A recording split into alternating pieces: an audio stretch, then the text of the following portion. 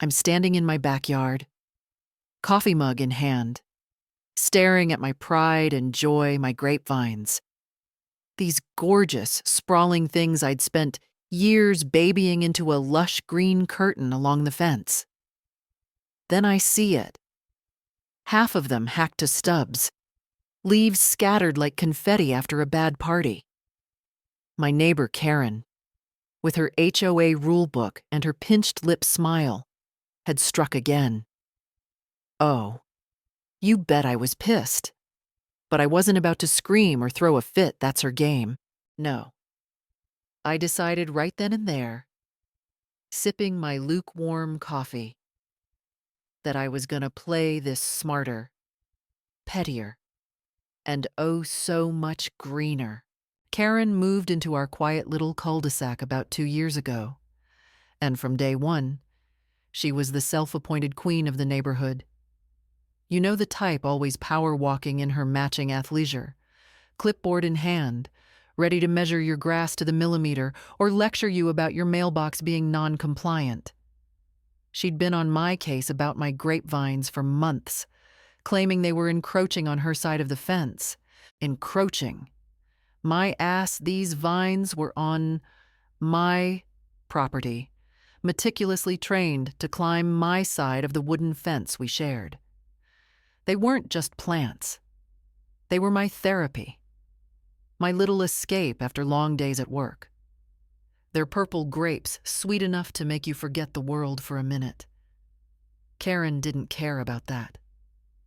To her, they were a violation of her perfect, sterile vision of suburbia. It started with passive-aggressive notes taped to my front door.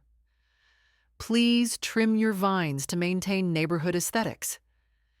Then she escalated to knocking on my door, her voice all sugar-coated venom, saying, "You know, those vines are a fire hazard, and the HOA could fine you. Fire hazard in Oregon, where it rains 9 months a year." I'd nod, smile, and say I'd look into it. But I wasn't cutting a single leaf. Those vines were my babies, and I wasn't about to let Karen's control freak tendencies ruin them. Then, one Tuesday morning, I walk outside and see the carnage. My vines were butchered. Not trimmed, not neatened up, but slashed like some horror movie villain had gone to town with a machete. I'm talking jagged cuts, leaves strewn everywhere, and a good chunk of the fence now bare as a desert. I knew it was her. No one else in this neighborhood would dare touch my property, and I'd seen her lurking the day before, giving my yard the stink eye while she inspected her side of the fence. I stormed over to her house, heart pounding, ready to demand answers. But she wasn't home, probably off terrorizing someone else's recycling bin. That's when the idea hit me.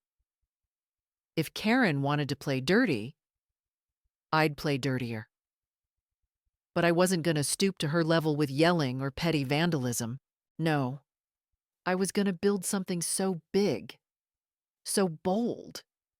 She'd choke on her own HOA handbook. I spent the rest of that day on the phone, calling every landscaping company within a 50-mile radius. Most of them laughed when I explained what I wanted: full-grown ivy walls, installed practically overnight, tall enough to block Karen's entire view of my yard. You want what now one guy said, chuckling. That's gonna cost you. I didn't care. I had some savings. And this was war.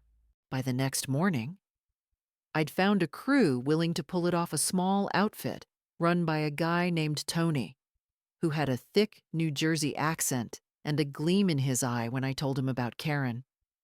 "Oh, I know her type," he said, grinning.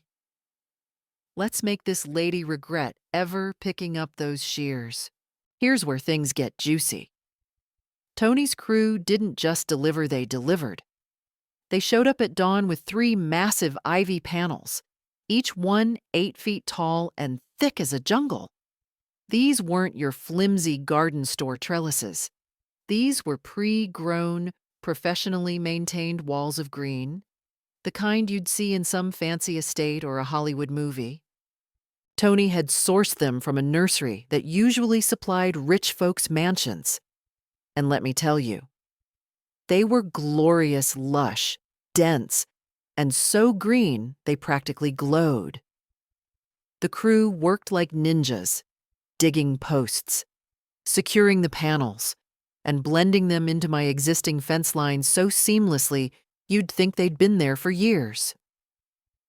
By noon, my backyard was a fortress, completely hidden from Karen's prying eyes.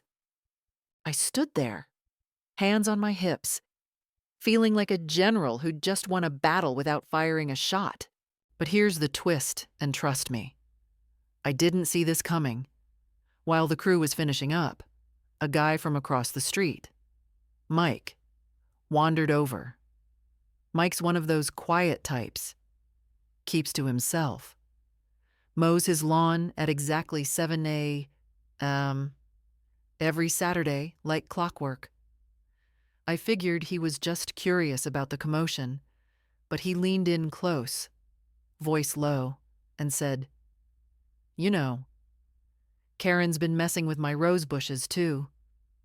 My jaw hit the floor. Apparently, she'd been sneaking into his yard at night, snipping his prized roses because they attracted bees or some nonsense. Mike had been too chill to confront her, but he was fed up.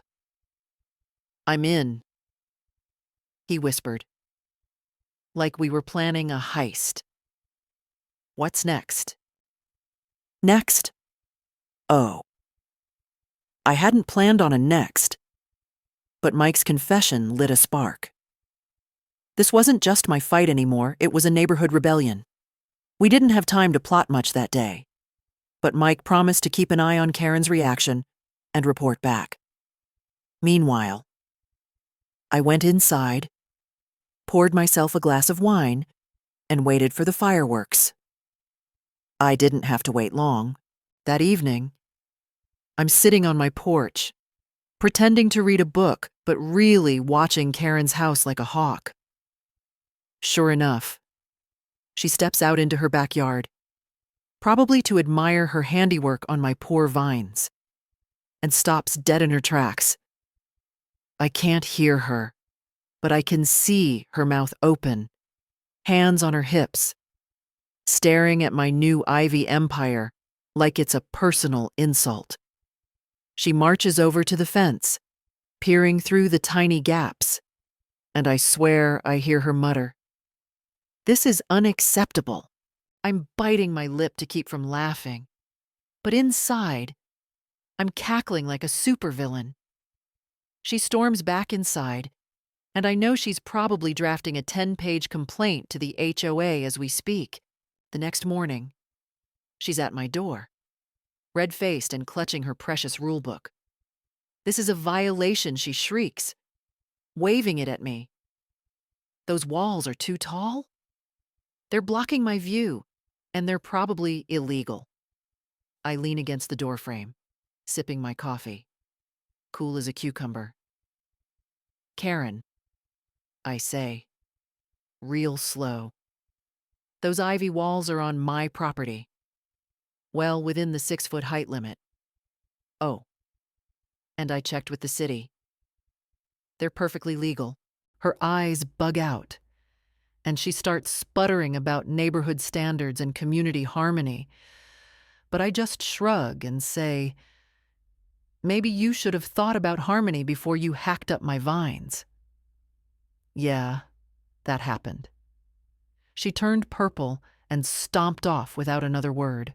But the real victory that came a few days later, Mike, my new partner in crime, had been busy. Turns out, he's got a cousin who works for the city planning office, and he'd done some digging. Karen's own backyard. Not so compliant, after all. She'd built an unpermitted pergola last summer, and her fancy koi pond was draining into the stormwater system, which is a big no-no. Mike didn't confront her directly. He's too classy for that, but he dropped an anonymous tip to the city.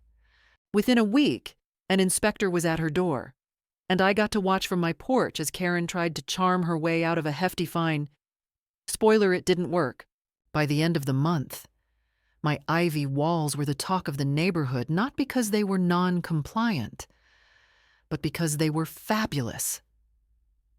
People started stopping by, asking where I got them, saying they wanted their own.